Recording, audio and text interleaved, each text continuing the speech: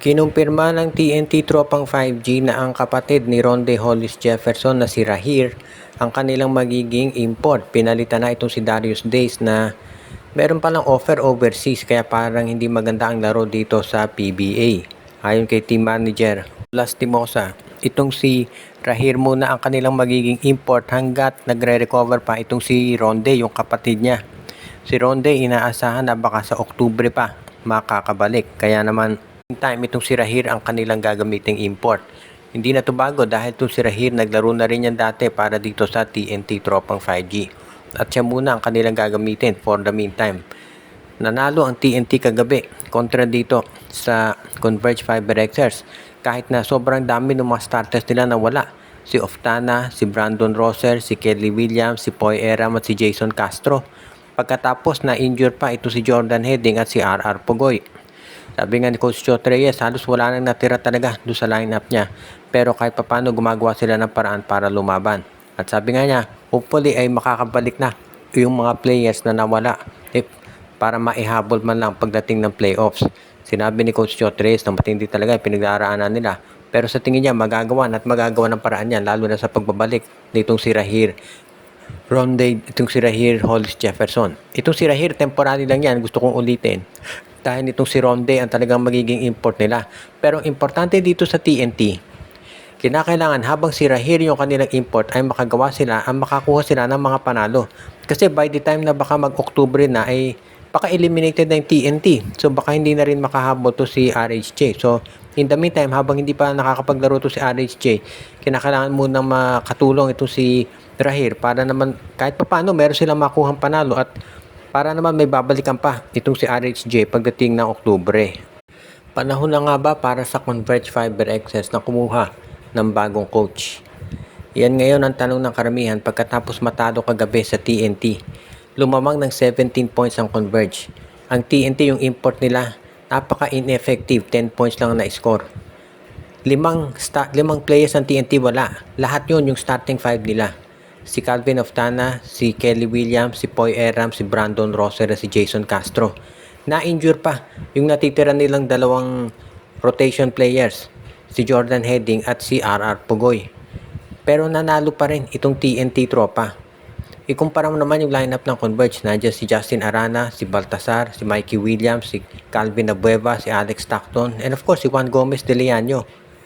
Pero natalo pa rin sila. Kaya ang sabi nga nila, obviously hindi yung players ang problema dito sa Converge dahil pati yung import nila na si Jamal Franklin magaling din. Sabi nga nila, nasa coaching yan.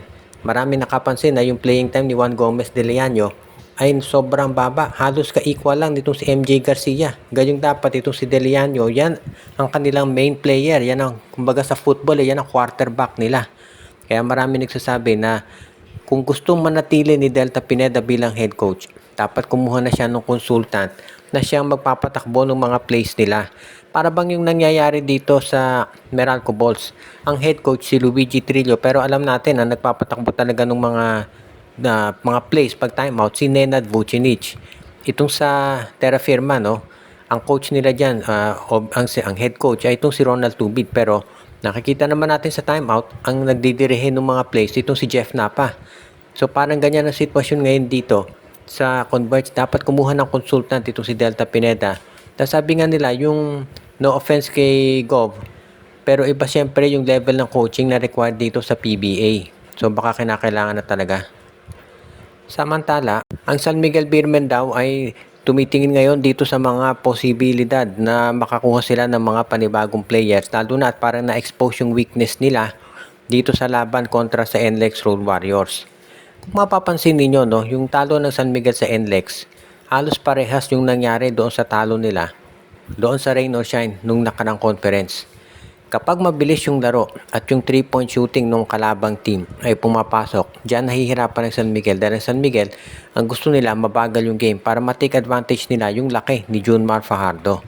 Pero hindi nga nila nagawa yan at nakakita rin natin mabagal mag-rotate sa depensa itong San Miguel. So mukhang kinakailangan talaga na kumuha sila ng mga panibagong player na makasasabay sa mga bagong players na naglalabasan ngayon. Kaya parang iyan yung nakikita natin na baka mangyari dito sa San Miguel Beermen eventually. Ngayon, pagdating doon sa mga pwedeng makuha ba, Marami naman dyan dito sa San Miguel tayong nakikita. Pero obviously mukhang ang pinaplano daw talaga nitong SMB muna ay maghanap sila ng mga additional pa na mga talents na po pwedeng maidagdag. Kabilang na raw dyan doon sa mga kinukonsidera ng San Miguel ang veteranong si Maverick Hanmisi dahil kilala tong defender. Plus, of course, alam natin dito sa Titan Ultra nandiyan si Cade Flores na isang stretch 4. So kabilang lamang yan doon sa mga pwedeng makuha ng San Miguel Beermen.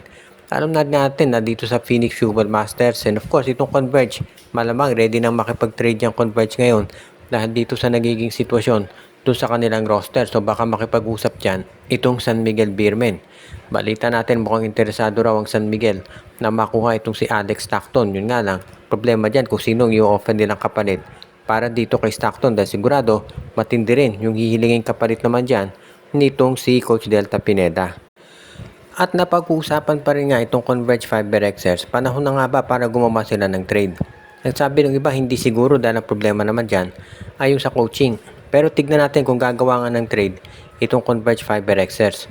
Sabi nga nung iba mukhang kinakailangan daw kumuha ng Converge ng isa pang scorer at baka itong si Alex Stockton nga mukhang kinakailangan na nilang tanggalin doon sa kanilang lineup. Pero sabi nga nung iba, kung tatanggalin si Stockton, saan kaya yung pwedeng mapunta? Well, sabi ng iba, pwede yan madala dito sa San Miguel Beermen at baka i-offer na kapalit ng San Miguel itong si Chris Rosales at baka isama rin nila itong first round draft pick nila, baka yan ibigay sa Converge. Pero most likely sa tingin ko sa Titan Ultra mapupunta to kapalit nitong si Joshua Monson. Baka ipilit na talaga ng Converge yung trade na yan at samahan na nila ng draft pick.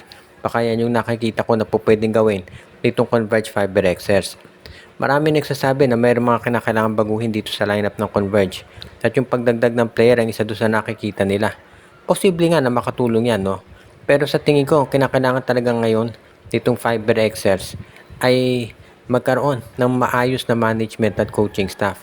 Dahil sabi nga nila kung titignan mo yung lineup ng Converge, malakas naman talaga yan. Pwede nang isabayan dito sa SMC at MVP group. Pero sadyang hindi maganda yung nagiging rotation ng player. So kahit magdagdag ka, kahit may dagdag mo dyan si Monson or kahit si Kai Balungay pa o si Richie Rivero, ganoon din yung magiging sitwasyon dyan. Sabi naman ng iba, baka sa Blackwater mag-trade to, kunin si Bearfield.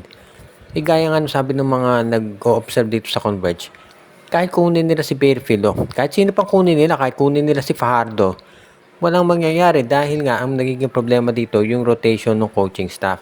So baka ganito nga ang maging problema dito sa Converge na kahit magpalit ng player ay walang magbabago, walang pagbabago dahil yung coaching staff ang nagiging issue dito, yung paggamit nila ng mga player. Shout out sa ating mga taga-subaybay na sila Joshua Giray, Espejo at Rosales family, si Jonel Alagon, si Ireneo Salangsang, Edwin Carmona Jr., si Judy Villarosa. Pinabati din natin si Monde Guzman, si Malyari Mascariña, si Anthony Alon, Romeo Conchada, Jervin Cris, Katsakino Dokusin, pati na rin yung iba pa nating mga taga-subaybay katulad ni Michael D.